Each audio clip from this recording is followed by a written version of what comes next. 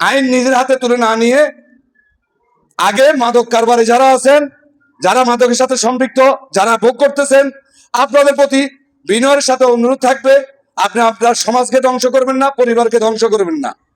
আর আজকের হাউসে যারা আছেন, আপনারা প্রত্যেকের ওয়ার্ডে কার বাড়িতে কোন ঘরে মাদক গ্রহণ করে আপনারা জানেন। এলোমেলো ভাবে না দিয়ে সঠিক তথ্য দিয়ে সহযোগিতা করেন। প্রশাসনকে দেন, আপনার ওয়ার্ড মেম্বারকে দেন, আপনার ইউনিয়ন পরিষদ দেন, আপনার দলীয় নেতৃবৃন্দর কাছে দেন। মাদক কারবারি কোনো দলের সদস্য হতে পারে না। সামনের দিকে যে সকল মাদক কারবারি আছে, সকল দলের প্রতি অনুরোধ থাকবে তাদেরকে দল থেকে দূরে রাখার জন্য। তারা যদি সতর্ক হয়ে আসতে পারে, তারা সমাজেও জায়গা পাবে, পরিবারেও জায়গা পাবে। আর বক্তব্য দীর্ঘায়িত করবো না, যেহেতু আজকে দেওয়ার জন্য তখন আর প্রত্যেকের কথা বক্তব্য চলে আসে, বলার আর সুযোগ থাকে না। কি বলবো এটাও আর বলা লাগে না, আগের বক্তাদের বক্তব্য চলে আসছে।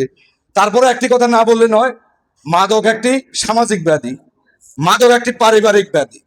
এই মাদক ধ্বংস করে একজন মায়ের সন্তানকে, একজন ভাইয়ের ভাইকে, একজন স্ত্রীর স্বামীকে।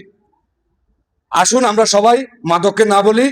মাদক এই অঞ্চলে, এই এলাকায়, এই ইউনিয়নে কার কোন বাড়িতে কে খায়, আমরা এখানে যদি 200 লোক থাকি, আমরা 200 লোকে জানি কোন বাড়িতে কার ছেলে মাদক খাইতেছে, মাদক বিক্রি করতেছে।